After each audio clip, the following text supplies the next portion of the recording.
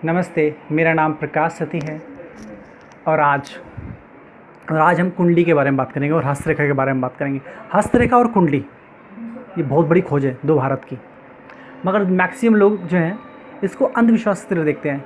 मगर मैक्सिमम लोग अपने प्रेडिक्शन सुनना चाहते हैं, मगर जब उनसे इस बारे में बात करो तो वो इसको एक अंधविश्वास की तरह से देखते हैं, इसको साइंस नहीं मानते। तो मान लीजिए कुंडली के बारे में बात करते हैं, मेरी कुंडली के बारे में बात करते हैं, प्रूव करते हैं कि कैसे कुंडली से आप किसी के बारे में जान सकते हैं। मान लीजिए आपका कोई एनिमी है, मान लीजिए, और आपको अपने एनिमी के बारे में पता लग गया कि उसकी क्या खूबी और क्या खासियत है, क्या कमी और क्या खासियत है, तो जान लीजिए आपके लिए उसको हराना कोई बहुत मुश्किल बात नहीं होगी। इसी तरीके से अगर आपको अपने बारे में पता लगे कि आपकी कमी क्या है और क्या खासियत क्या है, तो आप अपने बारे में कैसे डिसीजन लेते हैं। दौड़ाइए अपनी इमेजिनेशन। तो मेरी कुंडली पे आते हुए, मेरा जो राहु है वो लगन में बैठा हुआ है पहले घर पे। अब जो राहु बैठा है लगन में, वो बैठा है शुक्र की राशि में। तो राहु का अपना जो असर है वो 15% बचता है और 85% 85% उसका असर बचता है शुक्र का असर आता है उसके ऊपर। अब जो शुक्र है वो 10वें घर में बैठा हुआ है, वो शनि की राशि में, ठीक है, और शनि शुक्र की राशि में। तो आपस में दोनों में तालमेल है, एक दूसरे की राशि का असर है एक दूसरे में। शनि में जो शुक्र का असर है, शुक्र में जो शनि का असर है, ठीक है। तो अब जो राहु जो है जो लगन में बैठा हो, उसमें शनि और शुक्र का दोनों का असर जा रहा है, ज़्यादा मेनली शुक्र का असर जा रहा है, ठीक है।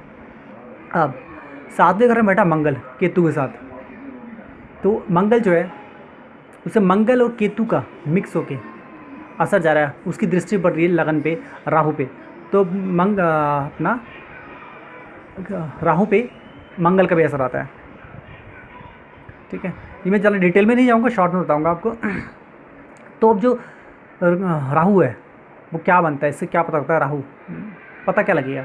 लगन से इंसान की जो पर्सनालिटी होती है वो कैसा होगा, लंबा होगा, चौड़ा होगा, गिट्ठा होगा, किस तरह की बात करेगा, कैसा होगा, क्या काम करेगा, क्या क्या कर सकता है, ये सब चीज़ें पता लगती हैं और बहुत कुछ पता लगता है जितना डिटेल में जाएंगे आप। तो जो राहु होता है वो मल्टी टैलेंट देता है, बारीकी देता है सोचने में। मैं मल्टी टैलेंटेड हूँ, मैं ऑथर हूँ, मैं सिंगर हूँ, मैं डायरेक्शन में हूँ, मैं यूट्यूब ब्लॉगिंग कर रहा हूँ, मैं इस तरह का विशेषज्ञ हूँ, कुंडली में जानता हूँ, टी रीडिंग जानता हूँ मैं, और भी कई सारी चीज़ें जानता हूँ और बहुत सारी चीज़ें हैं, ठीक है। और मैं सेलिब्रिटी PR कर चुका हूँ, कई सारी चीज़ें मैं कर चुका हूँ। तो I am multi talented person, ठीक है। राहु मल्टी टैलेंट देता है। शुक्र क्या देता है, शुक्र देता है ज्ञान, उसके साथ साथ शुक्र होता है सुंदरता देता है, ग्लैमर से जुड़ा हुई चीज़ें करता है वो, ठीक है। शनि देता है एकाग्रता, मंगल देता है पैशन। तो आई एम पैशनेट पर्सन और एकाग्र हूँ मैं। बिना एकाग्र हुए बंदा और कंसंट्रेशन करे बिना कोई बंदा ज़्यादा काम नहीं कर सकता। पैशन के बिना कोई भी ज़्यादा काम बंदा सीख नहीं सकता, कर नहीं सकता, पूरे उनको कर नहीं सकता। तो एक अकेला राहु, सिर्फ एक अकेले राहु से 9 ग्रह होते हैं अभी, तो सिर्फ एक अकेले राहु से इतना कुछ पता लग गया। और जबकि मैंने मोटी मोटी बात की अभी, और डिटेल में जाएंगे तो आपको कुंडली से इतना पता लग सकता है कि कौन कहाँ कितने पानी में है, किसी के बारे में जान सकते हैं, चाहे आपको दुश्मन हो, चाहे आपका दोस्त हो, चाहे आपका बच्चा हो या दो, कुछ भी हो। तो कुंडली जो है उसे बहुत गहरा साइंस है, बहुत ही गहरा साइंस है। तो इस पॉइंट से प्रूव हो रहा है कि मैं मल्टी टैलेंटेड हूँ, मैं पैशनेट हूँ, मैं कॉन्सेंट्रेट करता हूँ हर चीज़ में, फोकस्ड हूँ बहुत ज़्यादा, ठीक है। और मेरे लुक से आपको पता लगता है कि शुक्र सुंदरता का ग्रह है, तो आपको पता लग रहा है। और मैं फिल्म लाइन से जुड़ा हूँ, मेरे बॉलीवुड से लेकर हॉलीवुड तक मेरा कनेक्शन है। There is a lot of articles you can go and read, आप जाके पढ़ सकते हैं अबाउट मी, ठीक है। मैं सिंगर भी हूँ, मैं ऑथर, मेरी बुक भी रिलीज़ हो चुकी है, ठीक है। मैं एस्ट्रोलॉजर भी हूँ, हस्तरेखा विशेषज्ञ भी हूँ, बहुत सारी चीज़ें मैं कर लेता हूँ, ठीक है। तो मल्टी टैलेंटेड हूँ, ज्ञान है, दिख ही रहा है आपको, मैं ज्ञान की बातें करता हूँ, संन्यास की बात करता हूँ, तो ज्ञान भी है। तो हर एक बात प्रूव हो रही है सिर्फ एक ग्रह से, सिर्फ एक ग्रह दे रहा है, उस ग्रह के अंदर सारी इसकी दृष्टियाँ पड़ी हुई हैं, और राशि और दृष्टि और घर से एक ग्रह इतना कुछ बता रहा है। अब सोचिए जो बाकी 8 ग्रह है वो कितना कुछ बता सकते हैं। अब आते हैं हस्तरेखा पे। अब जो हस्तरेखा है, पहले मैं प्रिडिक्शन करता था हस्तरेखा से, अब मैं प्रिडिक्शन नहीं करता। अब मैं उससे एक पॉइंट और आगे, एक स्टेप और आगे बढ़ चुका हूँ। अब मैं क्या करता हूँ, सब कुछ जैसे कि मैं आपको बोल चुका हूँ भाग्य से जुड़ा होता है सब कुछ, जो भी भाग्य के इसके अंदर है, भाग्य से कुछ भी परे नहीं है, सब भाग्य से जुड़ा हुआ है। और भाग्य से ही मस्तिष्क मिलेगा आपको। तो आपका जैसा मस्तिष्क होगा वैसे ही आपके एक्शन रिएक्शन होंगे, उससे परे नहीं होते। आप जो भी हैं, जो बोल रहे हैं, जो कर रहे हैं, वो आपके भाग्य से है। भाग्य से मस्तिष्क मिलेगा, मस्तिष्क से परे कुछ भी नहीं है। तो मान लीजिए एक कोई भी आदमी है, कोई व्यक्ति है, उसके हाथ की रेखा बताती है मस्तिष्क, सिर्फ मस्तिष्क रेखा के बारे में बात कर रहा हूँ मैं यहाँ पर, ब्रेन लाइन, कि वो भावुक है। उसकी मस्तिष्क रेखा बताती है कि वो भावुक है, जल्दबाज है और थोड़ा डबल माइंडेड है। तो अब इससे क्या पता लगेगा?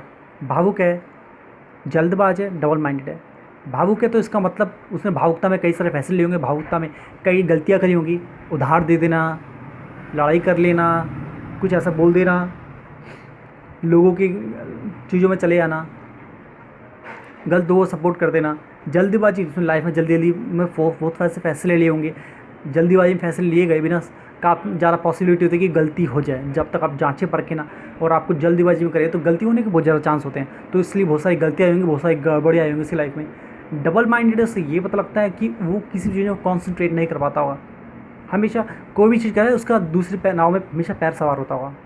तो इससे क्या होता है कि वो बैलेंस नहीं है, उसकी लाइफ में बहुत उथल पुथल हो रहा है, तो सिर्फ एक लाइन से, जबकि इसमें तो और भी बहुत सारी चीज़ें हैं। तो पता लगता है कि इंसान कितने पानी में है। अगर मैं डिटेल में जाऊँ तो हास्य का एक एक्सपर्ट होता है, उसको बहुत अच्छी तरह एनालाइज कर लेता है। अभी मैं आपको जनरली बता रहा हूँ, तो मैं अपनी जनरलाइज़ कर रहा हूँ, ये चीज़ें सिंपल कर रहा हूँ, मोटे मोटे तरीके से बता रहा हूँ कि क्या हो सकता है। अब मान लीजिए हस्तरेखा किसी कोई दिखा रहा है कि वो बहुत काल्पनिक है, तो काल्पनिक होगा वो, अपनी हर एक लाइफ को जो है कल्पनाओं से जिएगा, जो भी डिसीजन लेगा कल्पनाओं से लेगा, वो कि कल्पनाएँ करेगा, अगर मेरे को ये हो जाए तो मैं कर लूँ, वो कर लूँगा, ख्याली पुलाव पकाएगा। ज़्यादातर उसको लॉस होगा, लॉस में रहता हुआ बंदा, घाटे में खाता हुआ, बहुत भावुक होता हुआ, डिप्रेस रहता हुआ वो बंदा, ठीक है। ज़्यादा भावुक है तो आत्महत्या भी कर सकता है, कई सारी चीज़ें हैं। उसका हस्त्र का ये बताया कि वो बहुत बातू नहीं है या वो कम बोलता है, तो उसके अलग अलग इम्पैक्ट पड़ेंगे, ठीक है। तो या बहुत बिल्कुल भी भावुकता नहीं है उसमें बिल्कुल भी, तो उसका अलग हुआ। तो एक मस्तिष्क रेखा आपके बारे में बहुत कुछ खोल सकती है। तो हस्तरेखा या कुंडली या कोई भी एक साइंस, उनसे बहुत गहरा साइंस है। हो सकता है कि आप किसी एस्ट्रोलॉजर ने कुंडली देखी, हाथ देखा, उसने प्रेडिक्शन किया और वो गलत निकला हो, तो इसका ये मतलब नहीं कि वो एस्ट्रोलॉजी जो है, मतलब कि जो हस्तरेखा या कुंडली या जो भी चीज़ के थ्रू आपको प्रेडिक्ट कर रहा है वो गलत हो गया, वो बंदा गलत है, उसको ज्ञान नहीं है। अगर कोई मैथ का टीचर आपको मैथ की कोई सम बता रहा है, अगर उसको नहीं आता, वो गलत बता रहा है, तो उसका मतलब थोड़ी मैथ गलत हो गया, मैथ को ही पूरा इग्नोर कर दिया जाए। और कंप्यूटर में गड़बड़ी है तो कंप्यूटर को इग्नोर कर दिया, सॉफ्टवेयर को इग्नोर कर दिया है, बनाने वाने में गड़बड़ी है, सॉफ्टवेयर कितना अच्छा ही बन सकता है। तो प्रेडिक्शन तो बहुत अच्छी होती है, बहुत परफेक्ट होती है, डिपेंड करता है बोलने वाला कौन है। अगर उसको बोलना ही नहीं आता, उसको बताना नहीं आता, पढ़ ही नहीं सकता, एनालाइज ही नहीं कर सकता, तो बताएगा ही गलत वो। आप बोलेंगे वो हस्तरेखा बेकार होती है, कुंडली बेकार होती है, ये सब बकवास बातें हैं। अब आते हैं रेमेडीज़, उपाय की तरफ। अब मान लीजिए मैं हस्तरेखा से लेता हूँ।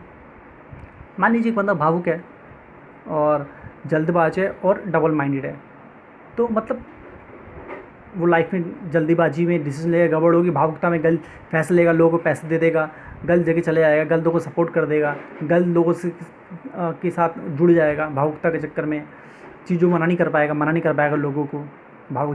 डबल माइंडेड है तो मतलब कभी भी कॉन्सेंट्रेट नहीं कर पाएगा, आज यहाँ जॉब में तो दूसरी तरफ उसका ध्यान रहेगा कि बिज़नेस कर लूँ, या बिज़नेस में तो सोचो मैं ये बिज़नेस कर लूँ, उसको कर लेता कैसा था, पर वो फोकस नहीं होगा फुली, तो मेरी पूरी पोटेंशियल तक नहीं पहुँच पाएगा वो डबल माइंडेड होने की वजह से।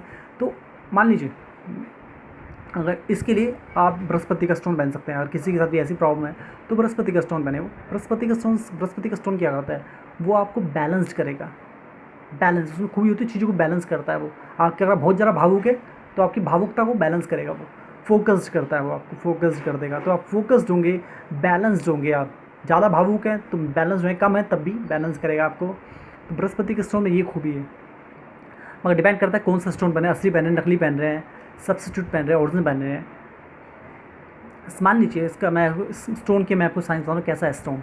हर एक चीज़ से पहले तो मैं बताऊँ कि हर एक चीज़ से एनर्जी निकलती है, एक और होता है हर एक चीज़ का, इस कैमरे से, मुझसे, शर्ट से, हर एक चीज़ से, माइक से, हर एक चीज़ से एनर्जी निकलती है।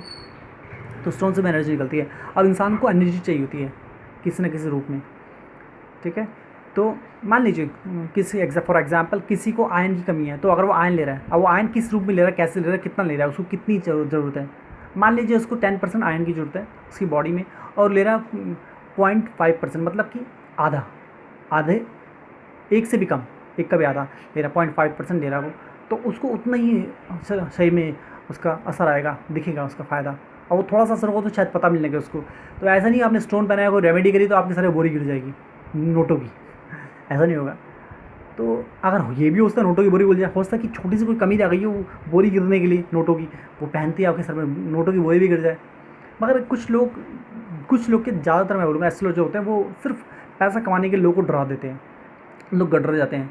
तो थोड़ा समझ से काम लीजिए, इतना घबराने की जरूरत नहीं है। रेमेडीज़ पे, स्टोन्स पे एकदम से डिपेंड मत हो जाइए, समझे, जांचे, परखें, ठीक है। एकदम से उनकी गुलाम मत बन जाइए। लोग प्रेडिक्ट करते हैं, बहुत अजीब तरीके से प्रेडिक्ट करते हैं कि आपके भाग्य में ये है, अगर आपने ये उपाय कर ले तो आपकी लाइफ सेट हो जाएगी। मान लीजिए कि आप दिखा रहा है कि आपके साथ कोई एक्सीडेंट होने वाला है, या आपको बहुत घाटा होने वाला है, बहुत तगड़ा घाटा होने वाला है आपको, जैसे आप 30 साल के होंगे तो आपको बहुत बड़ा घाटा हो जाएगा, ठीक है। तो अगर आप ये उपाय कर लेते हैं तो आपको घाटा नहीं होगा। अब ये क्या बात हुई, तो बेतुकी भाग्य में अगर घाटा होना लिखा है तो हो के रहेगा, उसको कोई नहीं रोक सकता। हाँ, ऐसा हो सकता है, ऐसी प्रेडिक्शन हो सकती है कि आपको 30 साल की उम्र में एक घाटा होगा, मगर आप इस घाटे से उभर जाएंगे। या ये हो सकता है कि आपको घाटा होना है, कोई रास्ता नहीं उभरने का, आगे दिखा रहा है कि आपको घाटा होगा और अगले 5 साल तक आप घाटे में रहेंगे, तो घाटे में ही रहेंगे। कोई भी उपाय कर लीजिए, कुछ नहीं हो सकता। उस प्रेडिक्शन का कोई मतलब नहीं है अगर वो प्रेडिक्शन किसी उपाय से सही हो जाए तो। कहने का मतलब ये है, अगर आप में कुछ कमी है, आपके शरीर में कुछ कमी है, प्रेडिक्शन समझिए, मैं क्या बता रहा हूँ, पॉसिबिलिटी, अगर आप में कुछ कमी है, जैसे कि आप भावुक ज़्यादा हैं, तो भावुकता को बैलेंस करेगा। मैं ये नहीं बोल रहा कि अगले साल आपको बहुत बड़ा घाटा होने वाला है, और मान लीजिए आपका एक्सीडेंट होने वाला है, और प्रेडिक्शन कर रहा हूँ मैं कि आपका एक्सीडेंट होगा, और आप ये स्टोन पहनते हैं तो आपका एक्सीडेंट टल जाएगा। ये तो की बात नहीं होगा। अगर एक्सीडेंट होना है तो हो के रहेगा, फिर उस प्रेडिक्शन का कोई मतलब नहीं है। नहीं तो कोई भी उपाय करवा देगा, फिर मान लीजिए कोई बहुत महान कोई वो है एस्ट्रोलॉजर, बहुत महान, दुनिया का सबसे महान एस्ट्रोलॉजर, उसकी प्रेडिक्शन बहुत परफेक्ट होती है। अब दूसरा एस्ट्रोलॉजर है, उसने उसकी कुंडली देखी, उसको देखा कि इसकी लाइफ में कुछ गड़बड़ दिखी, उसकी समस्या उसके अलावा कुछ गड़बड़ है, अगर ये उपाय कर लेगा तो उसको जो घाटा होना नहीं होगा। इस एस्ट्रोलॉजर ने प्रेडिक्शन किया कि आपको इस उम्र में घाटा हो और अगले 5 साल तक घाटे में रहेंगे आप, मान लीजिए। मगर दूसरा और बोलेगा यहाँ आपको घाटा, उपाय कर लीजिए इसका उसका, तो आपका कहा घाटे तो बढ़ जाएंगे। ये तो बेतुकी बात है, ऐसा हो ही नहीं सकता। अगर घाटा होना है तो हो के रहेगा, आप उसको उभर नहीं सकते। तो उसको समझना होगा, इसकी गहरा साइंस है इसमें।